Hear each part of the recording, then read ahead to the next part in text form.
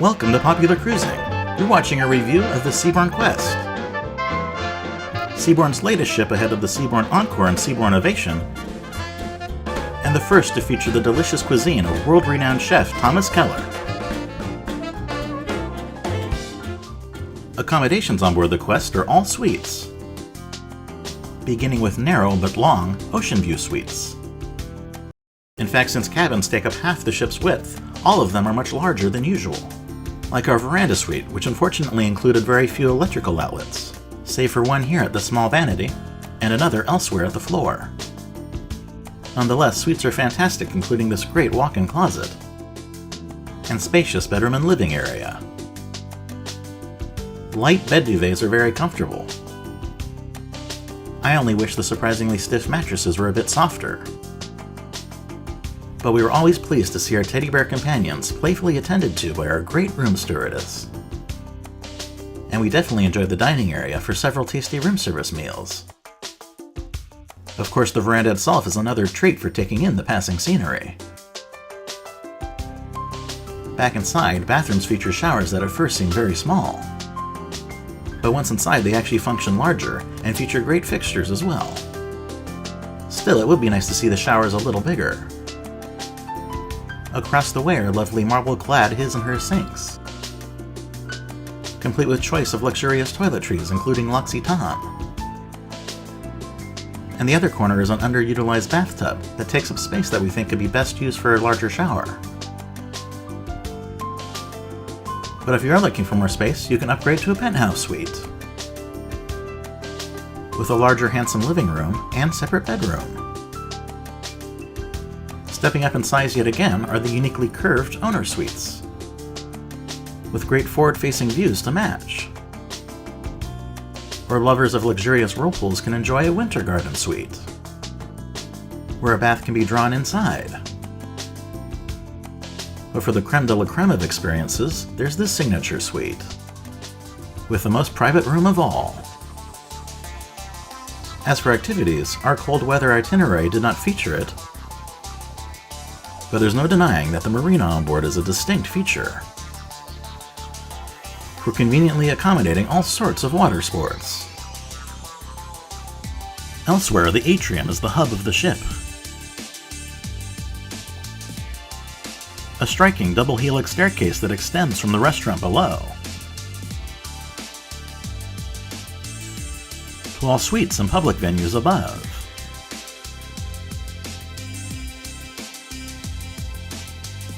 That are crowned by a very chic skylight.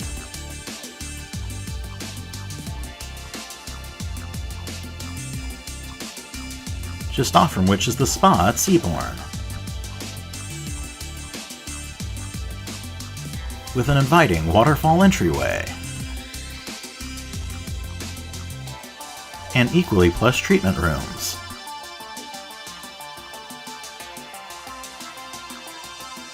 Complete with a great outdoor whirlpool and resting area.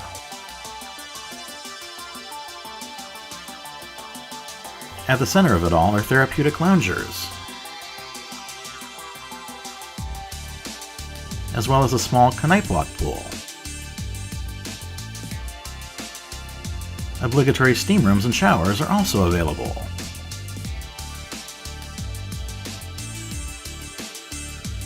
As are dry saunas in the changing rooms.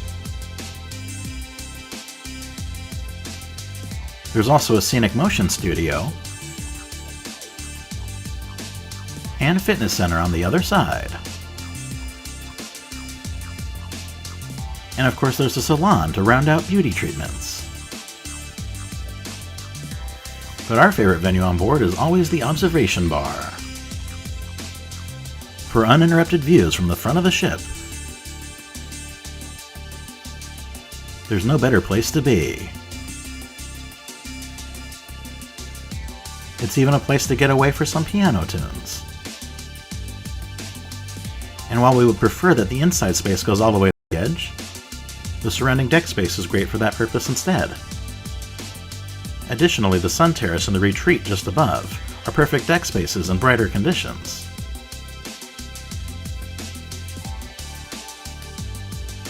For sun worshippers, as well as golfers.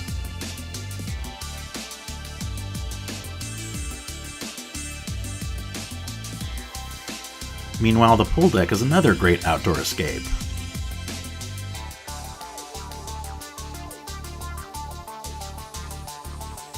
Even if it's the heated whirlpools that are more inviting during weather like this.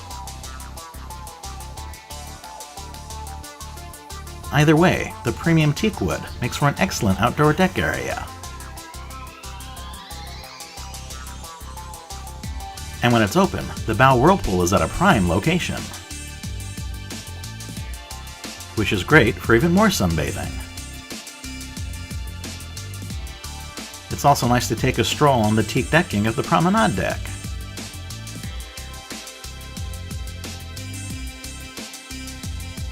As it leads to yet another wonderful pool and set of whirlpools at the stern.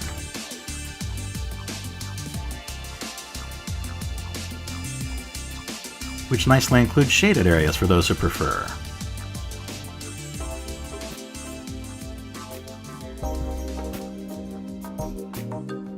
And just inside is the club. A multi-purpose social gathering space and nightclub. Complete with a side stage for live music and a drink bar.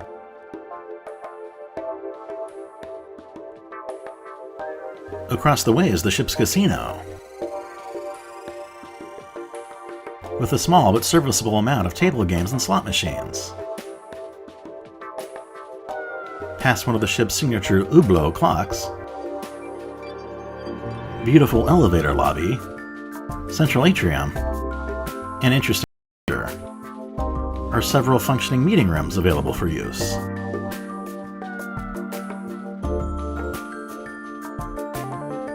And for traditional board games and card play, there's the card room.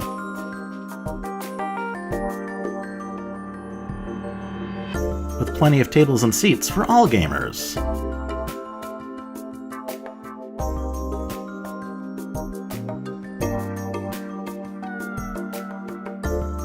And on the other side are a series of retail shops to enjoy, selling the finer things as well as logo items. And also cookbooks from featured chef Thomas Keller. Showcasing the best use of the ship's space yet is Seaboard Square, which is equal parts reception area and comfortable lounge. Featuring an outdoor wraparound deck area, as well as several internet stations back inside. And guest relations is cleverly situated in the center of it all. The entire area is even serviced by an excellent coffee bar that also dishes up tempting pastries and ice creams, which is a perfect lead-in for the ship's overall dining, beginning with the restaurant in its dramatic entry corridor. Remarkable for a ship of its smaller size, the main dining room is quite spacious, especially with its high vaulted ceilings.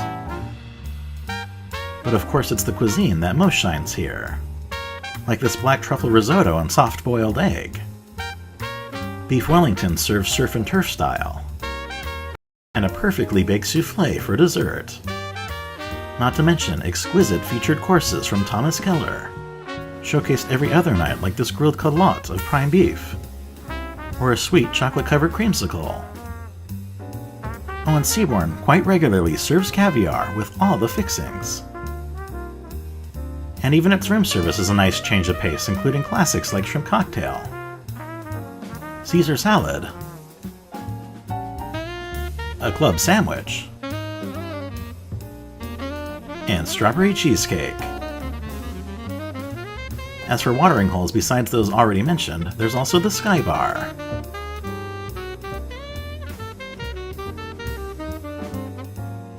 As well as the patio bar, servicing the patio grill across the way.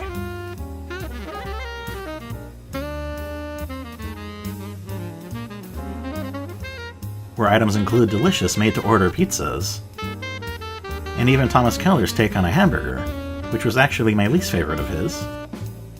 as well as his hot dog, which was much better. Meanwhile, the buffet on board is the Colonnade, with equally great food and friendly service. And dishes can either be enjoyed inside or outside along the back and side patios. And for dinner here, full-service meals may include Asian cuisine, such as savory lobster tempura and teppanyaki-style beef tenderloin. Thomas Keller family-style meals are even served here twice a week, like his excellent hickory-smoked barbecue ribs, an interlude of incredible Humboldt fog cheese, or chocolate silk pie to finish.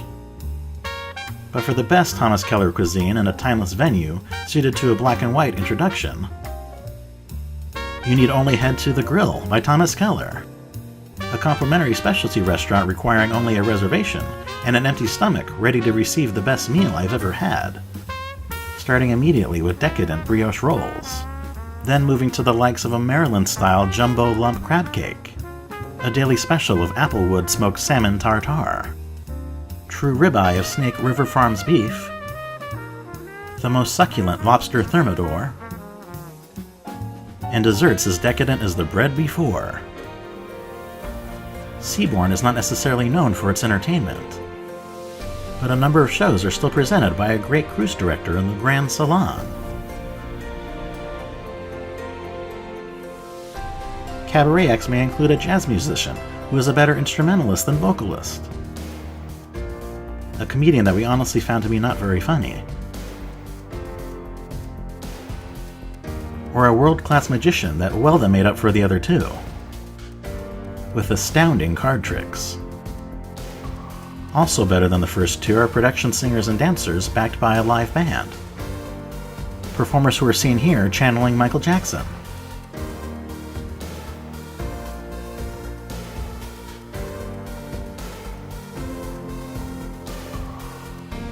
Throughout the cruise, their sound mix and vocals definitely improved.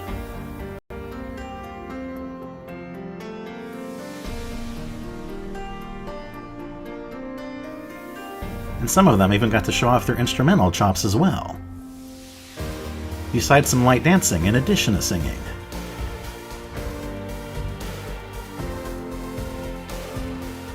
All in all, for shows that weren't quite as lavish, they were still very good.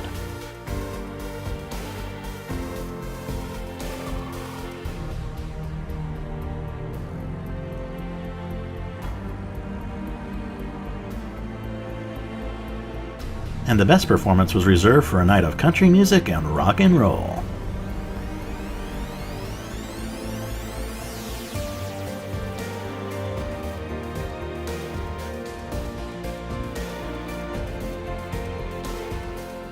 Including another singer again on an instrument of acoustic guitar.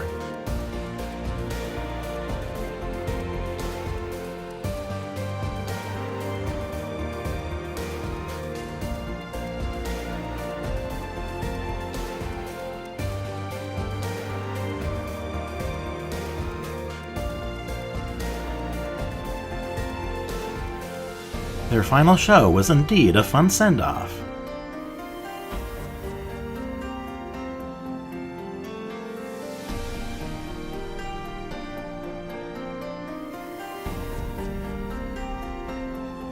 Thanks for watching. Please feel free to subscribe to our channel, watch our other videos, and visit popularcruising.com.